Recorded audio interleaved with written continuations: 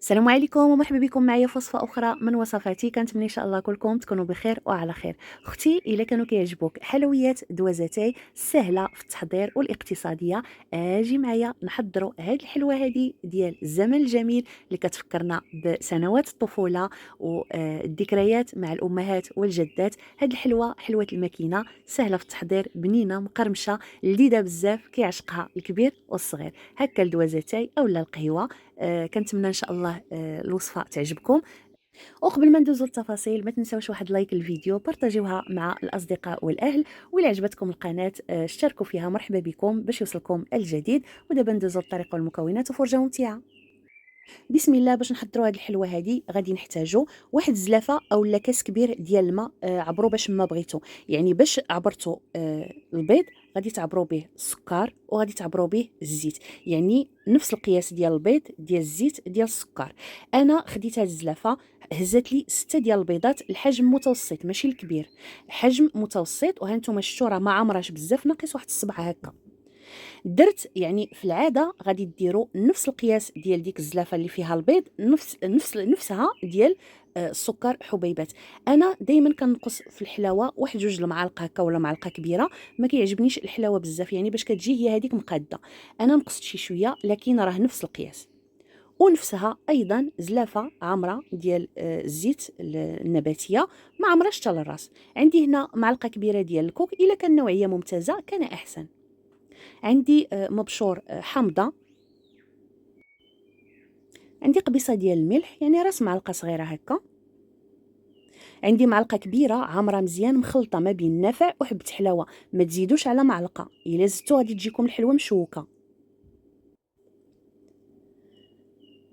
غادي نحتاجو واحد الملعقه صغيره ديال الزبده نوعيه جيده بحراره المطبخ، وهذه غير اختياريه، بغيتو ديروها ديروها، ما بغيتوش ما ديروهاش. عندي جوج ديال الفاني، وعندي معلقه صغيره ما عمراش مزيان ديال خميره الحلويات.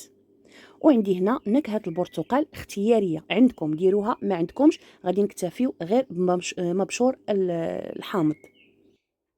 بالنسبه للدقيق عندي هنا كيلو، طبعا غادي نغربلو، غادي نشوف واش غيكفاني ولا غنزيد عليه. فواحد الكسعه غادي نفرغوا البيض،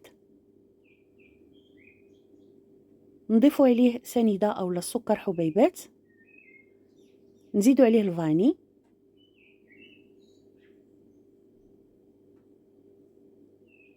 ديك القبيصه ديال الملحه، ونضيفوا نكهه البرتقال اللي قلت لكم غير اختياريه.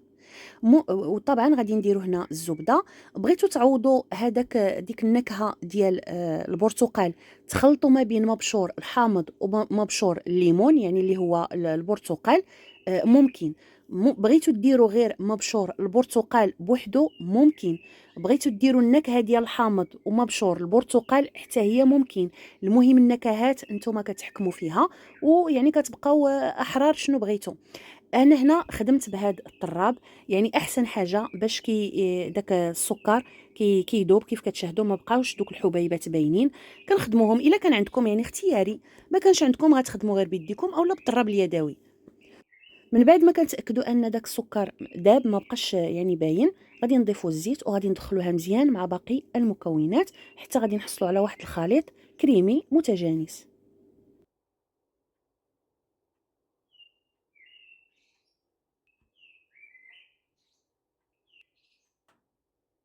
صافي هنا غادي نضيفو دوك الزرارع مبشور الحامض والكوك، وغادي نخلطو مزيان حتى غادي تندمج هاد المكونات مع باقي العناصر. غادي نغربلو الدقيق ديالنا ونبقاو نضيفوه بالتدريج حتى غادي نحصلوا على واحد العجين ما يكونش كيلصق في اليدين وما يكونش قاصح بزاف، يعني يكون معقول. من راه غادي تشوفوا القوام ديالو دابا. هنا غادي نضيف الدقيق، وهنا غادي نضيف ايضا ملعقه، هانتوما شفتوا معلقه صغيره ديال الخميره، ما تكونش عامره حتى للراس، تقريبا واحد 5 غرام هكا ديال الخميره الكيماويه الخاصه بالحلويات. علاش ما درتش الساشي كله؟ باش ما تجينيش الحلوه منفوخه. انا ما كتعجبنيش هاد الحلوه د الماكينه تكون منفوخه بزاف، كتعجبني تجي مقاده هكا مسطره، ما كتعجبنيش هكا يعني منفوخه. ما تكثروش الخميره، هذا سر حتى هو باش كتجي الشكل ديالها كيجي زوين. غادي نبقاو نضيفوا الدقيق هكا بشويه حتى غادي يتجمع لنا العجين كيف قلت لكم. هنا راه اللي دخلت ديال الطحين اولا ديال الدقيق هو كيلو و160 غرام، يعني داك الكيلو كامل وكنزيدو واحد الكاس د العنبة عامر مزيان مقبّب ولا كاس وربع باش تعرفوا القياس نيشان. والمهم كتبقى على حسب نوعية الدقيق، المهم هذا هو القوام اللي كنحصلوا عليه في العجين كيف كتشاهدوها نتوما، كيكون رطب ولكن العجينة كتكون رطبة وما كتلصقش في اليدين وفي نفس الوقت كتكون شادة راسها. غادي نبقاو نخرجوا هكا العجين في الماكينة، غادي ندهنوا اللاطة بالزيت. انا كنفضل ندهن اللاطة بالزيت، ما كنفضلش ندير ورق الطبخ. غادي نستفهم هكا في اللاطة. الفران كيتسخن على درجة حرارة 200 والحلوة كطيب على درجة حرارة 200. يعني ماشي بحال الحلويات الصابلي خصكم 180 170، لا هذه كتبغي شي شويه ديال الحراره هكا 200. وحديو معاها نشعلوا الفوق والتحت حتى كتحمر، كتاخذ اللون اللي بغينا.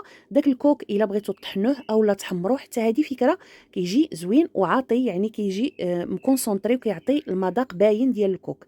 صافي غادي ندخلوا الحلوه ديالنا من بعد ما كنساليو كنستفوها في اللاطه هكا كنطيبوها.